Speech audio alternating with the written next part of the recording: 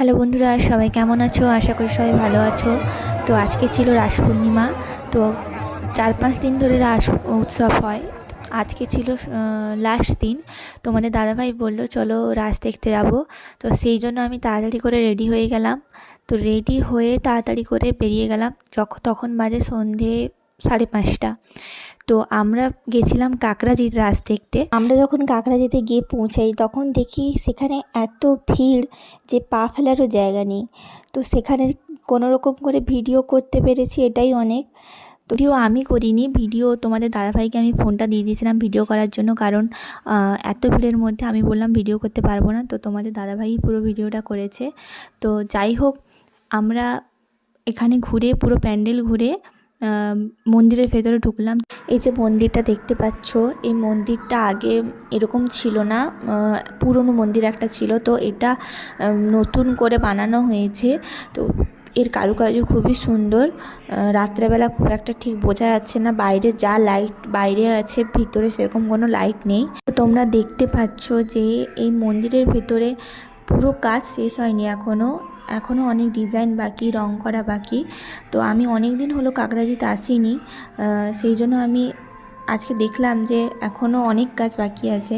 তো নতুন হয়েছে, সামনে একটা নতুন গেট হয়েছে, সেটা তোমাদের পরে দেখাবো। তো এখন দেখতে পাচ্ছ এই মন্দিরের ভেতরে ঢুকছি। তো মন্দিরের ভেতরে ঠাকুরও আছেন, ঠাকুরকে দেখতে পাচ্ছ তোমরা, ওখানে ঠাকুর রাখা আছে। তো মন্দিরের ভেতরে সেরকম কোনো ভিড় ছিল না, কম ভিড় ছিল। যা ভিড় ছিল বাইরে ভিড় ছিল, বাইরে প্যান্ডেলের ভিতরে সবথেকে বেশি ভিড় ছিল।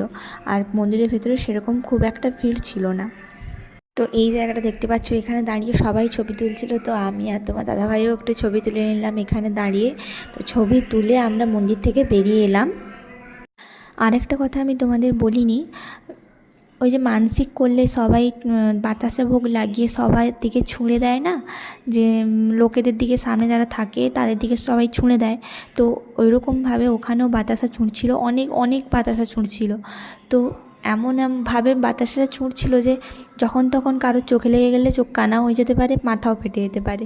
তো সেই জন্য আমার খুব ভয় লাগছিলো। আমি এক সাইড দিয়ে প্যান্ডেলের ভিতরে ঢুকেছি, আর আমাকে দেখছো তোমার দাদাভাই ভিডিও করছে, আর আমি সবার মাঝখানে হাই করে দিলাম।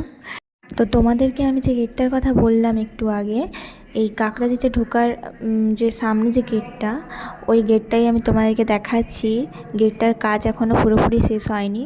তো বাইরে এত দোকান বসেছে, তোমরা দেখতেই পাচ্ছ, অনেক অনেক দোকান বসেছে। খাওয়ার কোনো ইচ্ছা ছিল না, যে খিদে ছিল না। তো তোমাদের দাদাভাই বললো আইসক্রিম দোকান বসছে, এখানে আইসক্রিম খাবো চলো। দিকটা আমি আইসক্রিম খেতে খেতে তোমার দাদাভাই কখন ভিডিও করেছে আমি দেখিনি। তো আমি এদিক সেদিক তাকাচ্ছিলাম, হঠাৎ করে চোখ পড়ে গেল যে তোমার দাদাভাই ভিডিও করছে, সেই জন্য আমি এতটা হাসছিলাম।